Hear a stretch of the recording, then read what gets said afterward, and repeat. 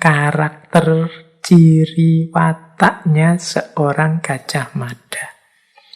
Banyak sekali, mulia-mulia semua. Kalau teman-teman menggali dari naskah itu, karena banyak terus saya klaster jadi 3. Ada karakter intelektual, ada karakter emosional spiritual, ada karakter sosial politik. Nah, kalau karakter intelektual disebut di negara Kertagama itu, Gajah Mada itu seorang yang wicaksaning noyo. Wicaksaning noyo itu orang yang bijaksana. Orang yang bijaksana itu berarti orang yang tahu apa yang harus dilakukan, apa yang jangan dilakukan. Apa yang harus diucapkan, apa yang jangan diucapkan. Tahu apa yang terbaik yang harus diputuskan. Nah, itu orang bijaksana. Dan ini menjadi karakter utama, karakter intelektual seorang Gajah Mada. Kemudian yang kedua, Wakmi Wakpatu. Wakmi Wakpatu itu, Wakmi itu orang yang pandai berbicara, Wakpatu itu fasih. Jadi kalau ngomong enak, nah, retorikanya pas, nyambung. Itu Wakmi Wakpatu. Dan yang ketiga, Wijna. Wijna itu wawasannya luas, pengetahuannya banyak. Wah, kalau orang secara intelektual punya 3 karakter ini, mustahil dia bukan orang hebat. Jadi wawasannya luas, bijaksana, dan bisa menyampaikan dengan baik.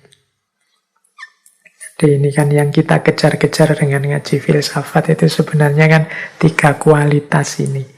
Ternyata sudah dimiliki kata Mpu Prapanca yang nulis Negara Kertagama oleh Gajah Mada. Nah, yang kedua, aspek emosional spiritual.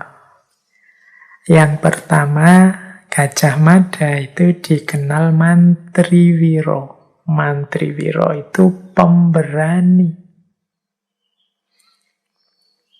Ya, kalau ini tidak perlu dijelaskan ya. Gagah dan beraninya seorang Gajah Mada. Dari patungnya saja, aura keberanian, kekokohan itu sudah terasa. Kemudian Sarjiwoposama. Sarjiwoposama itu rendah hati, tulus.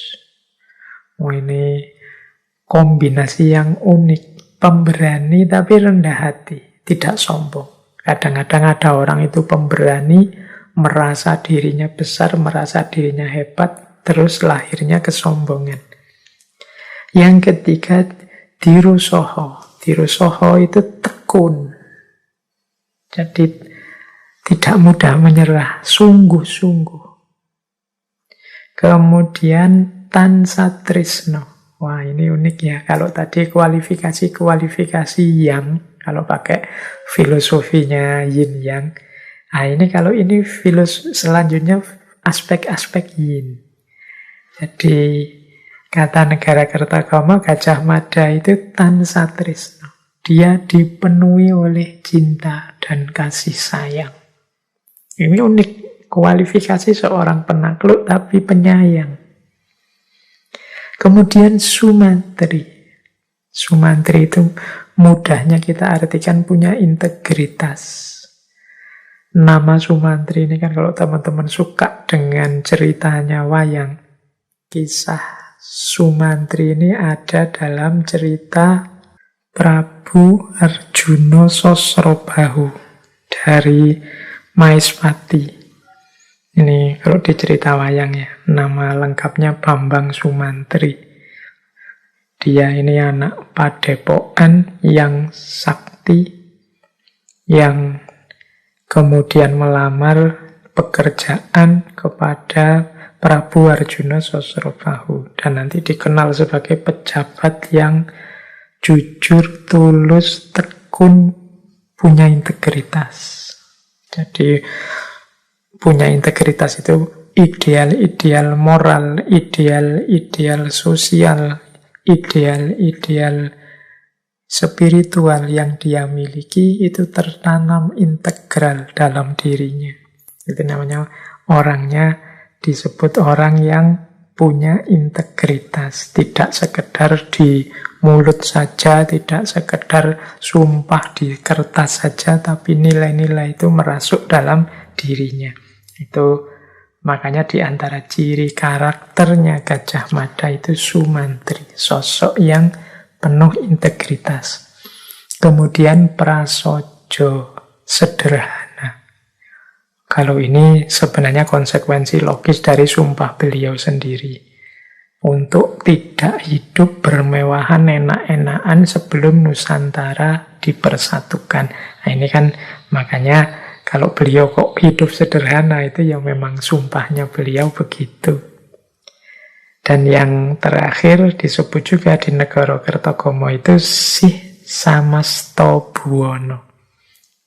Sih Samasto Buwono ini kalau dalam bahasa Arab mungkin rahmatan lil alamin. Jadi yang menyebar rahmat dan kasih sayang ke seluruh semesta. Sih Samasto Buwono. Jadi sayangnya tidak hanya pada raja, keluarga, atau rakyatnya sendiri, tapi mengimbas, mengefek ke alam semesta. Itu dari sisi emosional spiritual. Jadi ada aspek yin, ada aspek yang-nya komplit beliau ini.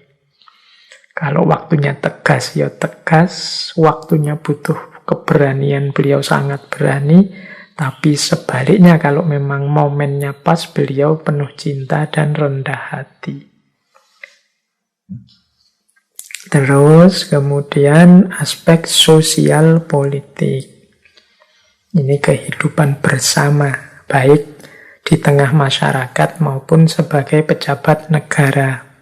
Beliau ini dikenal yang pertama Satyo Bhakti Prabu, orang yang setia kepada rajanya. Beliau mengabdi sejak zaman Jayanegara, kemudian Tribuana, Tunggadewi, dan Hayam Wuruk. Beliau menampakkan kesetiaannya yang luar biasa. Kemudian beliau juga secara sosial politik punya karakter matangguhan. Matangguhan itu dipercaya oleh rakyatnya. Ini yang sulit ya.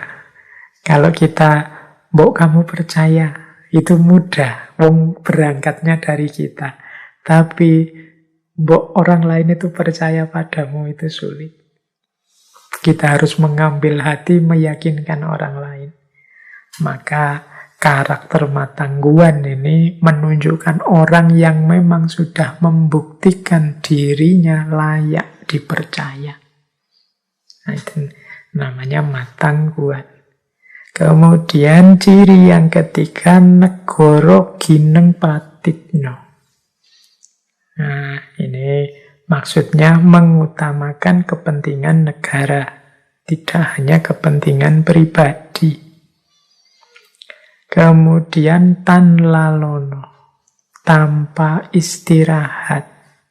Nah, ini juga konsekuensi dari sumpah beliau untuk tidak akan santai-santai, tidak akan enak-enak dalam menjalankan tugas sebelum Nusantara bersatu. Makanya beliau dikenal tan lalono, kerja keras terus-menerus. Kemudian ambek paromo arto. Ambek paromo arto itu mengutamakan hal-hal yang mulia. Ini nama lainnya, beliau ini mengerti prioritas. Mana yang didulukan, mana yang nanti saja. Mana yang penting sekali, mana yang kapan-kapan saja diwujudkan.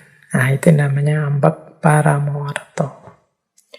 Kemudian Divyocito. Divyocito itu terbuka, akomodatif, aspiratif. Jadi beliau mendengarkan suara-suara, usulan-usulan, kritikan-kritikan yang lain. Ini berarti meskipun beliau ini pintar, wawasannya luas, tidak merasa tahu segalanya. Jadi masih mau mendengarkan yang lain. Kemudian nayak akan musuh, menaklukkan musuh. Ini salah satu kemahiran beliau juga. Baik sebagai individu dengan kesaktian-kesaktiannya maupun sebagai panglima perang.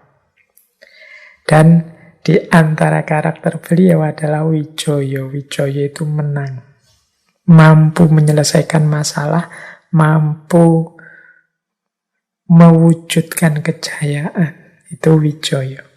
Ini karakter-karakter Gajah Mada dari aspek sosial politik. Ini kalau kita kembali lagi ke tadi ya, intelektual, emosional, kemudian sosial. Itu rasanya memang, kalau memang seperti ini karakter beliau, itu memang sangat luar biasa. Untuk mewujudkan pribadi yang unggul intelektual, unggul emosional, spiritual, unggul secara sosial. Ini perlu proses yang panjang dan serius. Dan Gajah Mada sudah mewujudkan dirinya seperti itu. Ini dari sisi ini saja menurut saya sudah sangat layak untuk kita teladani. Mari kita membangun diri kita di level intelektual, emosional, sosial dengan pola-pola karakter seperti dicontohkan oleh Gajah Mada ini.